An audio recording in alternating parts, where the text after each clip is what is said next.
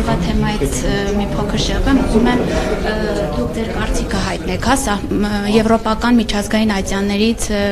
հայցերի հետ, կանչման հետ կապված։ Ճիշտ է, հիմա այս պահին այդքան ակտիվ չեն խոսում, բայց պարբերաբար ակտիվանում է այդ թեման։ Նկատենք, որ դա այսօրվա թեման չի, բայց ընդհանուր ասեմ, այո, դա ազդել է իհարկե լրջորեն ազդել է Հայաստանի, այսինքն Արցախյան բնակիչների բռնի տեղանվել նրանց իրավական պաշտպանության վրա։ Դրա համար մասնավոր խմբերի արդեն նպատակը պետք է լինի, որքան հնարավոր է շատ անհատական գանգատներ ուղարկել եվրոպական դատարան, որովհետև վստահ չեմ, որ այս խաղաղության պայմանագրում իրավական պաշտպանության արդյունավետ, չեմ ասում մեխանիզմներ, նույնիսկ սկզբունքներ սահմանված լինեն։ Այդ դեպքում արդեն լրջորեն հարց կբարձրանա այդ պայմանագրի սահմանադրականության հարցի վերաբերյալ, բայց առաջ չընկնենք դեռ։ Բոլոր դեպքերում հիմա մեր խնդիրն է, որքան հնարավոր է շատ անհատական գանգատներ ուղարկել, ոչ միայն եվրոպական դատարան, այլև միջազգային տարբեր տրիբունալներ, որտեղ իմ կարծիքով Արցախի բնակիչները բռնի տեղանված կմնան առանց իրավական պաշտպանության, եթե հույսը դնեն միայն խաղաղության պայմանագրի վրա։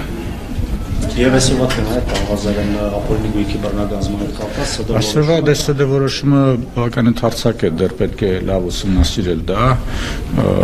բայց ամենաշատը որ ինձ հուզում է, որ վաղուց արդեն շփվում եմ եվրոպական դատարանի նախադեպային իրավունքի հետ, որը նույնպես խիստ հակասական է, զարգացող է, որովհետև այդ թեման ընդհանրապես գլոբալ տիրույթում անդադ զարգանում է, սկսած 90-ականներից։ Մեր մոտ իմ կարծիքով ամենամեծ խնդիրը երկուսը կնշեմ, մեկը օրենքի չափազանց երկար հետադարձելությունն է մինչև 91 թվականը եւ երկրորդ խնդիրը, որ քրեական գործի հետ զուգամիտում երբ որ լինում է, այստեղ արդեն երբեմն քաղաքդատավարությունը կարելի է կոնկրետ գործով, կոնկրետ հանգամանքներում համարել որպես քողարկված քրեական հետապնդում, որը նույնպես միեդը բավականին լավ շոշափում է, բայց սադան շատ մակերեսային թրուցիկ կերպով է այդ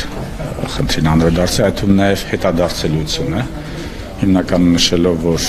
ինչ-ինչ պատճառներով կաշկանդված է վերացական վերանայման այս վարույթի շրջանակներում, խորությամբ անդրադառնալը, բայց ես կցանկանայի այդ թեման, սադան շատ մանրամասն ոչ միայն անդրադառնալը, պարամետրեր, օրենսդրի համար սահմաններ, սկզբունքներ, թե եթե հետադարձելիության սահմանագծի, ապա ինչ սկզբունքներով դա պետք է արվի։ Բնականաբար մարդու իրավունքների հիմնարար սկզբունքների մասն է այստեղ խոսքը։ Ավելի մանրամասն արդեն կա։ Իսկ գնահատմամբ օրենքը թերի է